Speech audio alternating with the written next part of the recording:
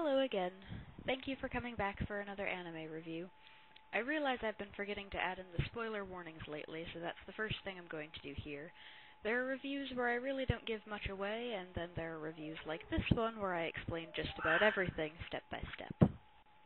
Also, I apologize if you can hear the lawnmower or my dogs in the background. They're being particularly loud today. Anyway, Okusama Wa Mahou Shoujo, or Bewitched Agnes, centers around a young woman named Okusama. In this show there are two worlds, Wonderland, which ironically is the one that's about the equivalent of our world, and the magical realm, usually just referred to as realm. Ureshiko, or Agnes Bell in her magical girl form, is the current manager of Wonderland. It's sort of convenient that I plan to do the manga half of my Fruits Basket review soon, because right away Ureshiko reminded me of an older Toru.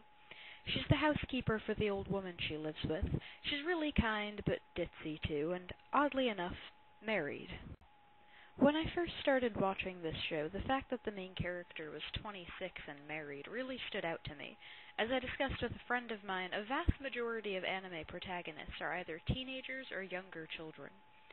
Of course, we soon find out that this setup isn't so strange after all, because Ureshiko and her husband aren't really together. As soon as she kisses a regular human being, she'll lose all of her powers. Understandably, this caused a bit of a strain on their marriage, so they no longer live together. I've tried to do my best to understand Tamotsu, the ex-husband, because he is a very easy character to dislike. Because they're still married, he's technically cheating on her, but at the same time he refuses to formally divorce her because he can't stand to see her happy when he's still suffering. This is where we are when the story starts, when two very important people move to town.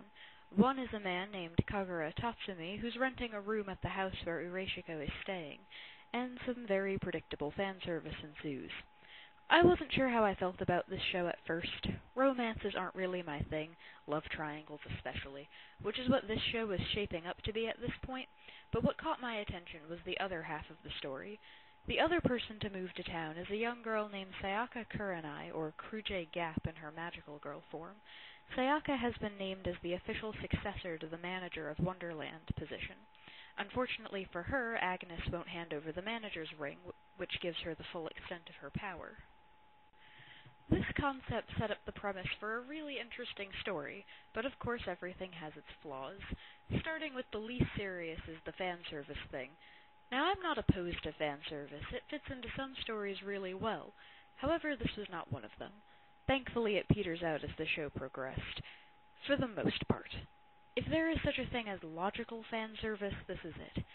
When Ureshiko transforms, she basically turns into a slutty witch. But this is because magical girls are supposed to be just that, young girls. She looks the way she does because the costume doesn't fit her anymore. Unfortunately, then they go and sexualize Sayaka's transformation too, which is creepy because she's like 10 at most. But mostly this show would have benefited if someone had clearly laid out the rules so that people like me didn't spend half their time noting gaps in the story. The biggest one being, who exactly gets to know all the information? Ureshiko discusses magical girl information with quite a few other people, usually when they're in public. The old woman she lives with makes sense, at least. You find out later that she's the wife of the head council member in Realm. But for a lot of her friends, you just have to assume that they were once magical girls themselves, and they grow out of it like she didn't. Near the end, when Ureshiko and Kagura confess their love for each other, honestly, who didn't see that coming, she explains everything to him, and as far as I can tell, there are no repercussions for this. So, is it not such a big secret after all? And then, and this is the part that really gets me, she goes and explains everything to Tamotsu. Now maybe I'm the crazy one, but if she loved this guy enough to marry him, and no one has a problem with her giving away her secret, why not explain everything before their marriage fell apart? Or, before she married him. That way they could be sure that he would support her goals and everything before they got too deep into it. I mean, by the time we get to know Tamotsu, he's kind of a self-centered asshole, but I just hate when love stories are ruined because of stupid decisions.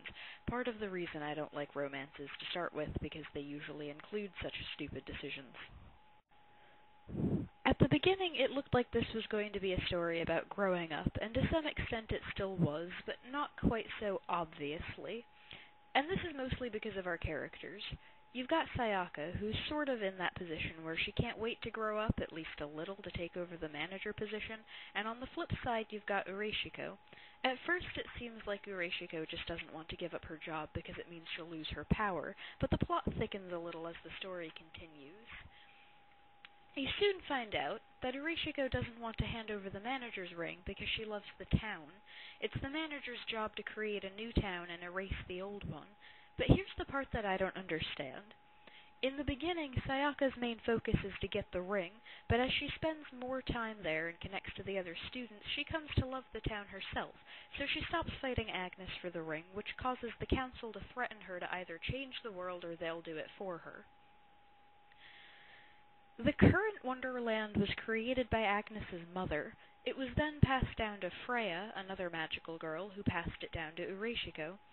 As far as I know, neither of them changed the world in any way, yet the council never pressured either of them. The council's excuse for needing Kruge to change the world was that it's the manager's job to create new hope. In the end, Kruge does recreate the world to be exactly as it was before. No one can even tell anything is different, so I don't see how that would fix anything in the council's eyes, but the happy ending fit well with the tone of the show, so I was willing to let that one go. I feel a little bad because I really just glanced over Kagura's character. He was important, but not in the sense that he really contributed to the story. He was very much a tinfoil character. He existed so that you could see the other characters more clearly. He was depicted as being very kind, but got minimal character development elsewise. He mostly existed to give us a better look at Ureshiko's ex-husband. Tamotsu is an author, and Kagura got a job at a publishing company, so he's very conveniently given the job to go pester Tamotsu for work. Needless to say, this gives the romance between Kagura and Ureshiko very little character, but that didn't really bother me, as the other half of the plot was the more interesting part of the story anyway. So, flawed as it was, this was one of those shows I found I liked more and more as the series progressed. All of the music was really fitting, and I especially liked the ending. The visuals and the music itself were both really beautiful, and I watched it every single time when I tend to skip over the endings after the first few viewings. This was another one I watched in Japanese, but the voicing sounded good to me. Overall, this is definitely something I would suggest to someone else. Thank you for watching.